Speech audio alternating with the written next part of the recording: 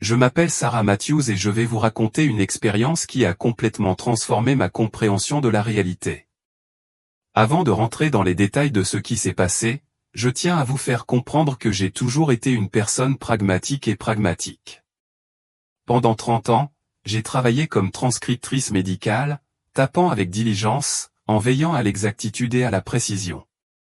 J'ai élevé 2 enfants incroyables, construit une vie que beaucoup considéreraient comme typique et vécu dans un quartier paisible de banlieue dans une petite ville du Minnesota. J'étais loin du type de personne que l'on s'attendrait à voir raconter une expérience de mort imminente, mais la vie avait d'autres plans pour moi ou des plans qui allaient changer tout ce que je pensais savoir sur l'existence. C'est le 12 octobre 2023 que tout a basculé. Je me souviens de cette date avec une clarté remarquable car c'était l'anniversaire de mon petit-fils et j'avais promis de lui faire son gâteau au chocolat préféré plus tard dans la journée. Malgré l'air frais de l'automne, j'étais déterminé à m'en tenir à ma routine habituelle. À 5h15, je suis parti faire mon jogging matinal. J'ai enfilé mon équipement réfléchissant et pris une petite lampe de poche, me préparant à affronter les routes calmes qui m'attendaient. Les lampadaires dessinaient de longues ombres sur les rues vides et mon souffle formait une brume dans l'air froid du matin. J'avais parcouru environ 1,5 km sur mon itinéraire habituel lorsque mon monde a basculé en un instant. La prochaine chose dont je me souviens est le crissement assourdissant des pneus et l'éclat dur des phares qui se précipitaient vers moi. Un conducteur s'était endormi au volant et, dans ces derniers instants avant l'impact, le temps lui-même semblait s'étirer, ralentir et s'allonger. Mon esprit était inondé de pensées concernant ma famille, mes petits-enfants et le gâteau que je n'aurais jamais l'occasion de faire cuire. Puis, en un clin d'œil, tout est devenu noir. Les médecins ont plus tard informé ma famille que j'étais cliniquement mort depuis 11 minutes et 32 secondes. Mais la vérité est que ces minutes m'ont semblé une éternité. Pendant ce temps, j'ai été transporté dans un autre monde, où j'ai acquis des connaissances sur l'avenir de l'humanité ou des connaissances qui me hantent encore aujourd'hui. Ce dont j'ai été témoin, ce que j'ai ressenti et ce que je sais maintenant a laissé une marque indélébile dans mon âme. C'est quelque chose que je porte avec moi tous les jours, alors que j'essaie de donner un sens à tout cela. La première chose dont je me souviens après l'impact a été une sensation écrasante de flotter. Il n'y avait ni douleur, ni peur, juste un sentiment de paix englobant. Je me suis retrouvé à glisser dans ce que je ne peux décrire que comme un tunnel de lumière, mais cela ne ressemblait en rien aux représentations typiques dont vous avez peut-être entendu parler. Cette lumière n'était pas seulement brillante, elle avait de la substance, de l'intelligence et un but précis. Elle semblait vivante, presque comme si elle était composée de millions de minuscules particules, chacune portant des informations comme une version divine du code informatique, en mouvement et en évolution constante. En traversant ce tunnel, j'ai pris conscience d'une présence à mes côtés. Bien qu'elle n'ait pas de forme physique, je savais avec une certitude absolue qu'il s'agissait de mon ange gardien. L'être ne m'a pas parlé avec des mots, mais a communiqué directement avec ma conscience. Un message calme et clair a résonné en moi. « Sarah, a-t-il dit, ce dont tu es sur le point d'être témoin est crucial pour comprendre les défis auxquels l'humanité sera confrontée dans les années à venir. » En un instant, le tunnel s'est ouvert sur ce que je ne peux décrire que comme un vaste amphithéâtre de lumière. Mais plutôt que des sièges, cet espace était rempli d'infinies couches de réalité, comme des écrans transparents empilés les uns sur les autres, s'étendant à l'infini. Chaque couche présentait des scènes de différents moments du temps, passé, présent et futur, entrelacés et se déroulant simultanément. L'ange a attiré mon attention sur des scènes spécifiques, et ce que j'ai vu était à la fois impressionnant et profondément troublant. J'ai vu comment la technologie allait évoluer d'une manière qui allait remettre en question la compréhension de la réalité par l'humanité et tester notre foi.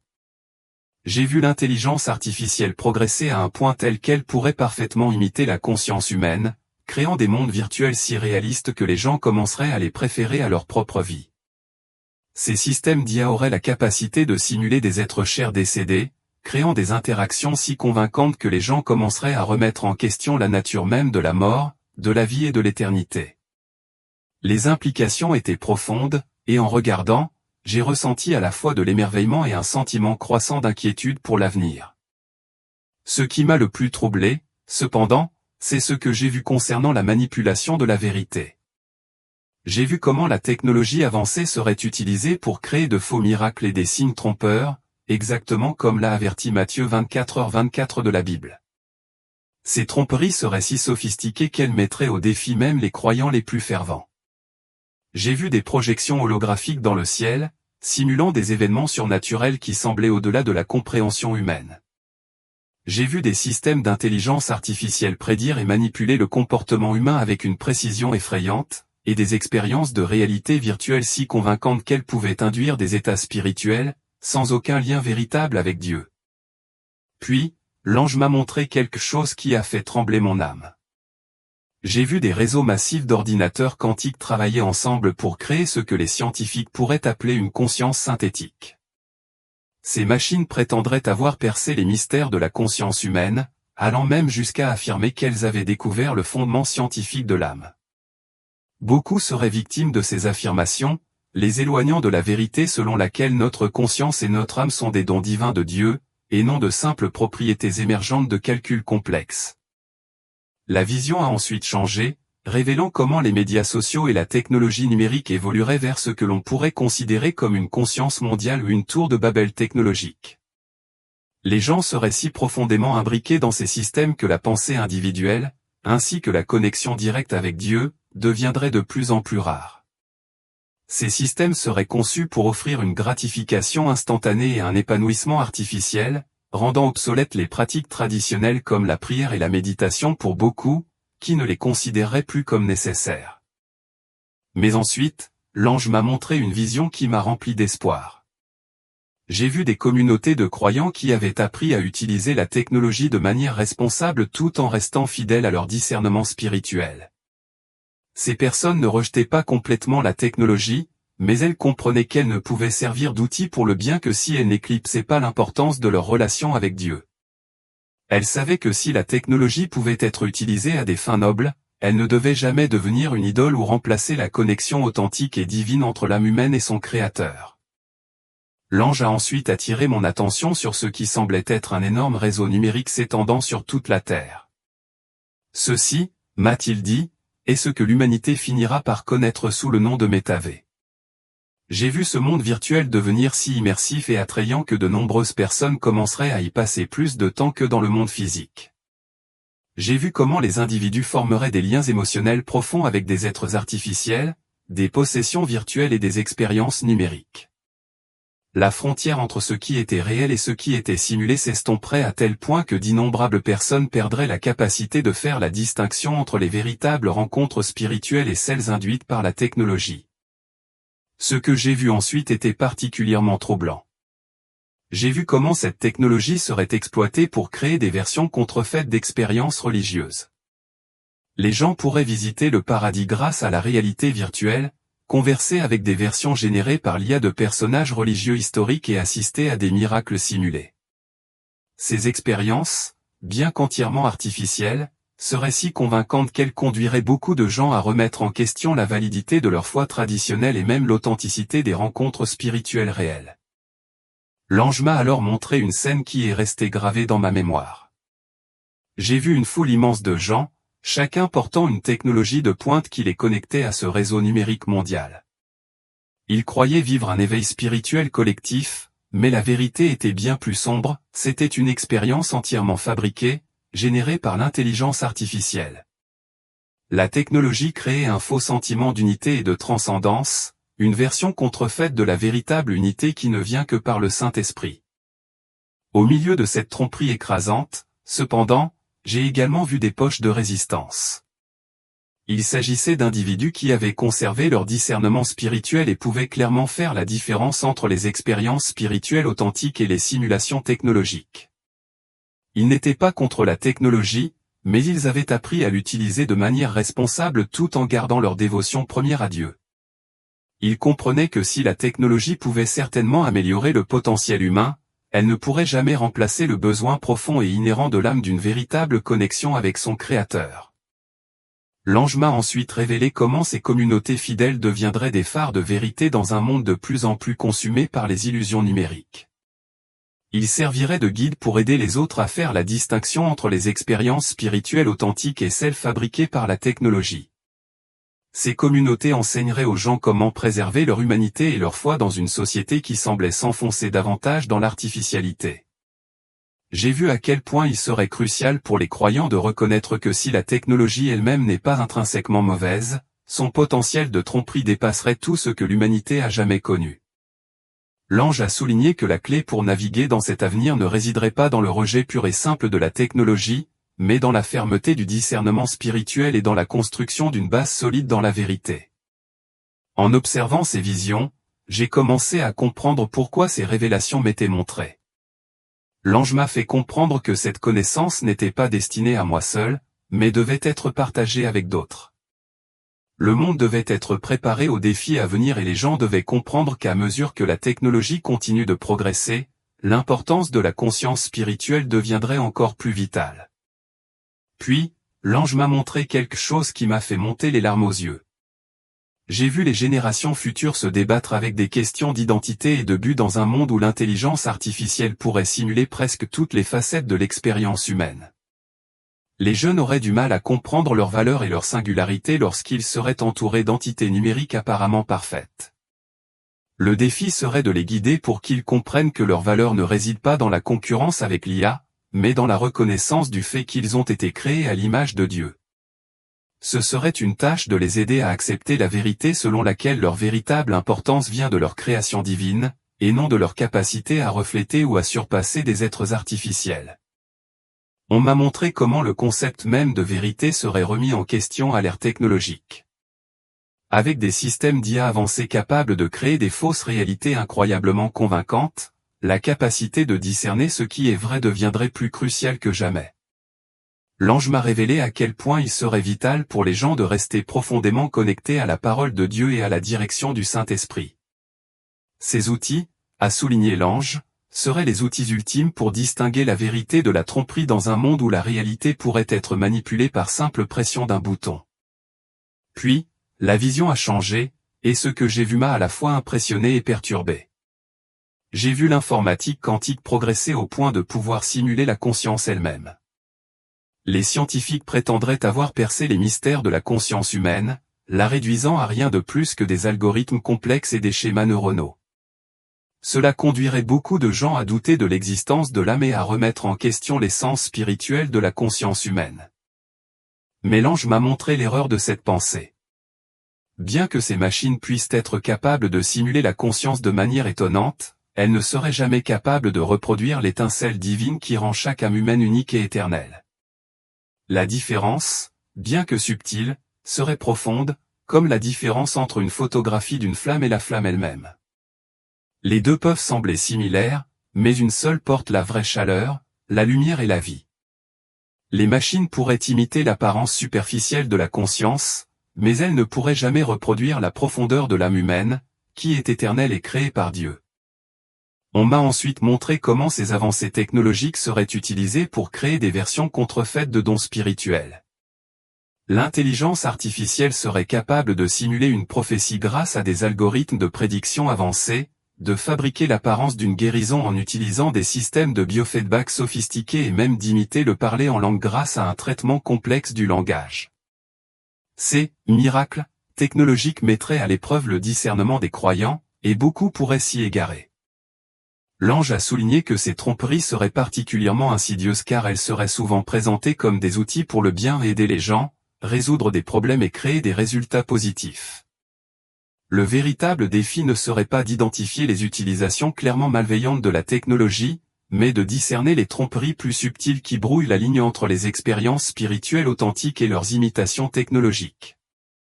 On m'a montré à quel point il serait crucial pour les croyants de maintenir des liens humains et des communautés authentiques dans un monde de plus en plus virtuel.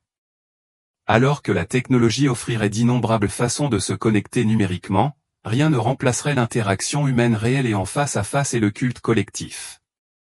L'ange m'a montré que ces connexions authentiques deviendraient des ancres vitales de vérité et de discernement, fournissant un fondement de la réalité dans un monde de plus en plus submergé par les illusions numériques. En observant ces scènes, il est devenu clair pour moi qu'il ne s'agissait pas seulement de technologie. Il s'agissait de la bataille spirituelle séculaire menée sur une nouvelle frontière. Les mêmes tentations auxquelles l'humanité a toujours été confrontée, l'orgueil, l'idolâtrie, le désir d'être comme Dieu seraient simplement reconditionnés sous des formes nouvelles et plus sophistiquées grâce à la technologie. L'ange m'a alors montré quelque chose d'inattendu. J'ai vu comment certaines de ces avancées technologiques pourraient réellement être exploitées pour diffuser l'évangile et connecter les croyants à travers le monde. Cependant, il y avait une distinction cruciale à faire. Ces outils pouvaient servir le royaume de Dieu, mais ils n'étaient jamais destinés à remplacer les expériences spirituelles réelles. Le défi serait de maintenir cette distinction et de guider les autres à la reconnaître. Alors que mon temps dans ce royaume touchait à sa fin, l'ange m'a laissé un dernier message crucial, l'importance de maintenir une foi enfantine dans un monde de plus en plus sophistiqué sur le plan technologique. Bien que le monde devienne de plus en plus complexe, les vérités fondamentales de la foi, de l'espoir et de l'amour resteraient inchangées. Le défi pour l'humanité serait d'aider les gens à comprendre que la vraie sagesse signifie souvent embrasser une simplicité de foi, surtout face à la complexité écrasante de la technologie. On m'a montré comment ce message serait particulièrement important pour les générations plus âgées afin de le transmettre aux plus jeunes. Bien que les plus jeunes soient peut-être plus habiles avec la technologie, ce sont les croyants plus âgés qui détiennent la sagesse et l'expérience de vie nécessaires pour les guider à travers les implications spirituelles de ces avancées. Alors que la vision commençait à s'estomper, je me suis senti attiré à nouveau dans le tunnel de lumière. Le dernier message de l'ange résonnait en moi, souviens-toi, Sarah, que la technologie est un outil, mais le salut ne vient que par Jésus-Christ. Partagez ce que vous avez vu, car beaucoup auront besoin de cette sagesse à leur eau. La prochaine chose que je savais, c'est que j'étais de retour dans mon corps physique, entouré d'équipements médicaux et d'un personnel hospitalier inquiet. Les médecins étaient stupéfaits de mon rétablissement, surtout si l'on considère que j'étais cliniquement mort depuis 11 minutes et 32 secondes. Mais je savais dans mon cœur que ce que j'avais vécu était bien plus qu'une simple anomalie médicale. C'était un rendez-vous divin, un message qui devait être partagé avec le monde. Depuis ce jour, j'ai ressenti une responsabilité écrasante de partager ce dont j'ai été témoin. Je comprends que certains puissent considérer mon expérience comme le résultat d'un manque d'oxygène dans le cerveau ou d'une simple hallucination, mais je sais de tout mon être que ce que j'ai vu était réel. La clarté et le détail des visions, la cohérence avec la vérité biblique et la pertinence urgente du message indiquent tous quelque chose qui dépasse de loin la simple imagination humaine. Je partage cette histoire non pas pour effrayer les gens ou condamner la technologie, mais pour aider à préparer les croyants aux défis qui les attendent. Nous ne devons pas craindre la technologie, mais nous devons l'aborder avec sagesse et discernement. Il est important de se rappeler que si la technologie peut améliorer nos vies de nombreuses façons, elle ne peut jamais remplacer notre besoin fondamental de Dieu ou de véritable connexion humaine. Dans le passage de clôture, Sarah Matthews souligne que malgré les défis importants à venir, son expérience l'a remplie d'espoir, et non de peur.